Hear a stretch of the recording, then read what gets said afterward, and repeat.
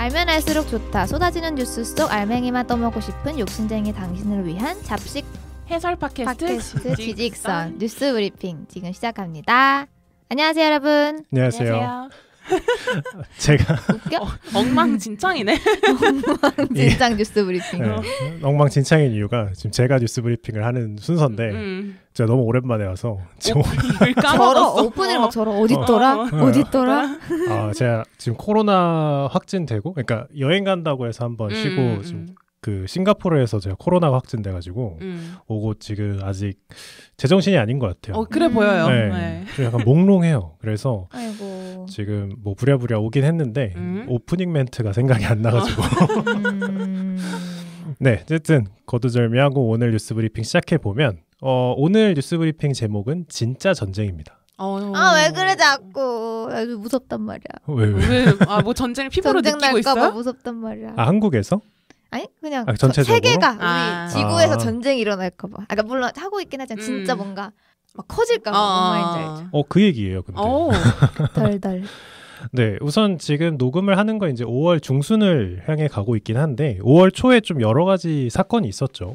저도 예를 이제 들면 법례의 결방이라든가 예를 들면 법례 없는 게스트 녹음 2회라든가 그런 소소한 얘기는 뉴스 브리핑에서 다루기에는 좀 짜치는 얘기고 네. 자, 5월 3일에 굉장히 큰 일이 있었는데 오히려 한국에서는 그렇게 이슈가 많이 안 된 것 같더라고요.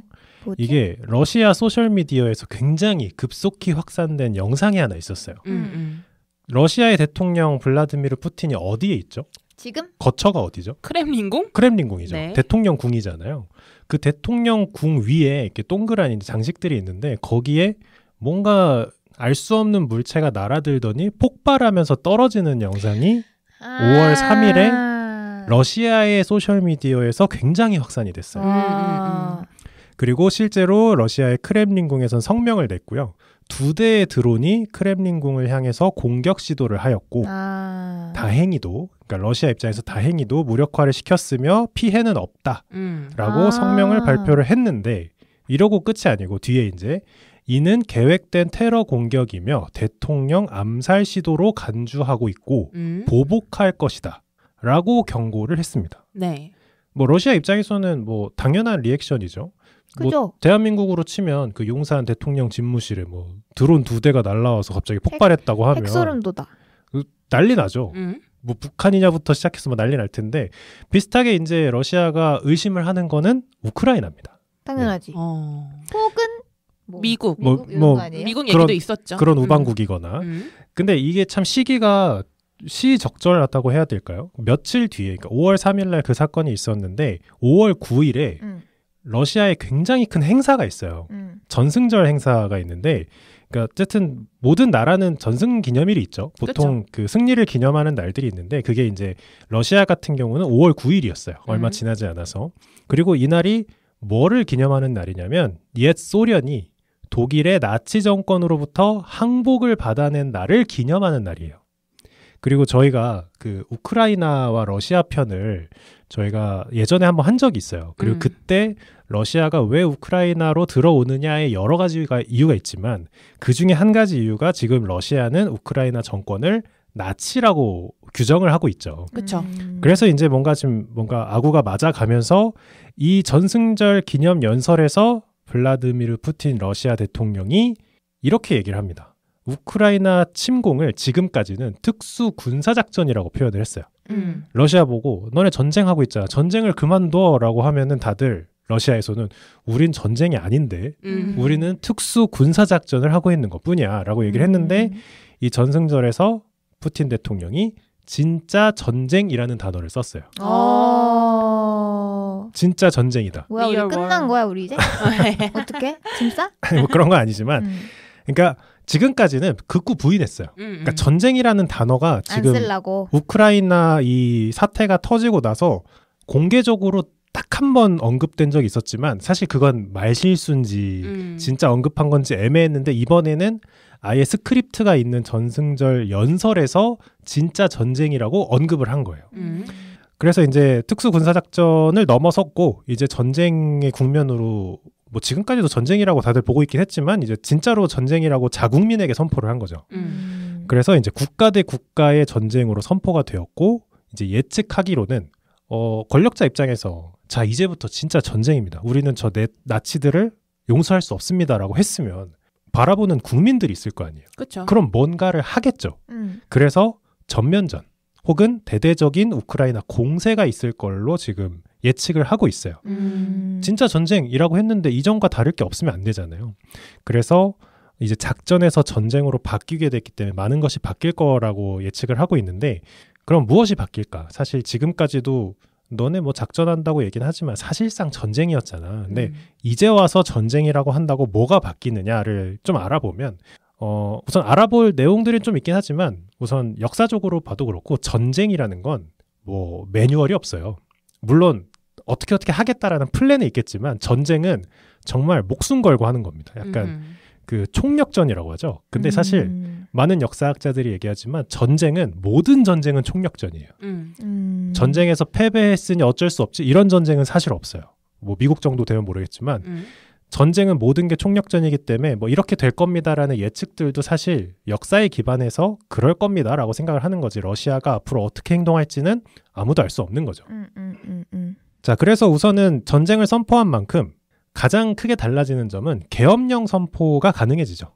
사실 이건 대한민국 역사에서도 많이 나오죠. 국가가 위기에 빠졌다. 그럼 계엄령 선포를 하고 이제 사실상 개인의 자유의지나 그런 경제활동보다는 국가의 승리를 위한 총력을 하기 시작하죠. 모든 공장에서 군수품을 찍어내기 시작한다든지. 무서워. 그런 식으로 하고 또 한 가지 더 바뀌는 게 동원령을 발동할 수도 있죠. 물론 사실 러시아는 예전부터 동원 징집을 하고 있는 걸로 알려지긴 했지만 이제는 대대적으로 할 수 있는 거죠. 강제적으로. 더 강력하게. 그렇죠. 정말 필수 인력들 빼고는 전부 뭐 참전하게 한다든지 이런 것도 가능할 거고. 그리고 지금 우크라이나 전쟁 양상은 어떻게 가고 있냐면 우크라이나라는 전체 지도를 이렇게 동서남북으로 찢어보면 동쪽 부분은 우크라이나가 뺏긴 지역들이 꽤 있어요. 그 이제 러시아가 점령을 하고 있는 곳이 있는데 지금 러시아는 그 점령 중인 우크라이나 영토에서 징집 절차를 개시하고 있는 걸로 알려졌습니다. 현지에서 차출하는 거죠. 그런 상황도 있고 그리고 블라디미르 푸틴이 이 우크라이나 사태를 일으켰을 때 저희도 얘기를 했던 게 이거는 러시아가 패배하는 순간 푸틴의 임기는 끝이다. 그런 얘기를 했기 때문에 그리고 그걸 잘 알고 있겠죠. 그래서 푸틴은 절대 이 군사작전을 중간에 취소할 일이 없을 것이다. 그런 얘기도 저희가 나눴는데 한 단계 더 간 거죠. 이제 여기서 빠꾸하면 러시아의 패배예요. 그지. 작전의 실패가 아니라 러시아의 패배가 되기 때문에 앞으로 어떻게 될지가 굉장히 애매해졌습니다. 사실 작전 이래서 다들 그게 무슨 작전이야 전쟁이지라고 했지만 명목상 작전일 때와 전쟁일 땐 많이 다른 거죠. 그렇죠. 그래서 앞으로 어떻게 될 것이냐 뭐 제가 여러 가지 얘기를 했지만 뭐 계엄령, 징집령 그리고 대대적인 공세, 전면전 했지만 사실 이건 다 역사적으로 그럴 것이다 라고 생각하는 거지 러시아가 뭘 할지는 알 수 없지만 안토니오 구테우스 유엔 사무총장이 언론 인터뷰를 한 게 있습니다.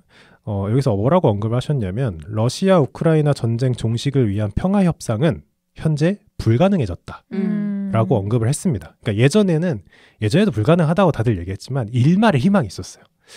우리가 막 경제 제재를 하고 막 러시아를 쥐고 흔들면 어느 정도 하고 멈추지 않을까? 그리고 우크라이나 살살 꼬드겨서 돈바스 원래 걔네 계속 그 내전 일으키던 애들이잖아. 걔네만 떼주자. 뭐 이런 식으로 삼국이 보기엔 중재안이죠. 그들에겐 말도 안 되겠지만 뭐 그런 얘기가 있었지만 이제는 그런 게 불가능해졌다라고 평가를 하는 거예요. 근데 그 이유가 굉장히 흥미로워요. 이게 유엔 사무총장님의 말씀이니까 어느 정도 다 계산이 된 얘기일 텐데 왜 평화협상이 불가능하냐? 양측 모두 전쟁에서 이길 수 있다고 확신하고 있다. 근데 이게 굉장히 뭐랄까요? 아이러니한 말이에요. 우크라이나도 이길 수 있을 거라 생각을 하고 있는 거고 러시아도 이길 수 있을 거라고 뭐 둘 다 생각하는 게 아니고 확신하는 거예요. 그러니까 평화협상이라는 게 자기가 손해라고 생각하는 당연하지. 거죠. 내가 이거 안 해도 이기는데 왜 굳이? 그치. 어느 쪽이 뭔가 수세에 몰린다. 이러면 협상이 되겠지만. 그렇죠. 그래서 한 가지 예시를 들어볼게요. 그러니까 이게 평화적으로 끝나는 게 뭐 당사자들끼리는 잘 모르겠지만 이제 삼국 입장에서 그러니까 안느님 같은 그냥 일반 소시민 입장에서는 지구가 평화로운 게 좋은 거잖아요. 우크라이나가 러시아에게 협상 조건을 보여준 적이 있어요. 이것만 해주면 우리는 상황을 좀 마무리하겠다. 근데 들어보면 말도 안 되는 말들만 있긴 해요. 러시아 입장에서는. 첫 번째가 우크라이나에서의 러시아군 철수. 뭐 이건 당연한 거죠. 두 번째부터 좀 신기한데 러시아의 유엔 안전보장이사회 지위 박탈. 이걸 받아줄까요? 이게 물론 우크라이나의 심정은 이해는 됩니다. 이 침략국이 안보위를 소집한다는 거는 말이 안 되죠. 그리고 마지막이 우크라이나 영토의 완전한 반환. 여기서 완전한이 들어갔다는 얘기는 저희 예전 우크라이나 편을 들어보셨으면 아시겠지만 크림반도를 포함하는 거죠. 자, 그럼 이 상황에서 우크라이나, 러시아가 전면전 양상으로 갈 걸로 보이는데 그럼 둘 다 지금 상황이 좋냐? 전면전을 할 수 있는 상황이냐? 정말 차 떼고 포 떼고 한 방 붙자가 가능한 상황이냐? 사실 그건 아닙니다.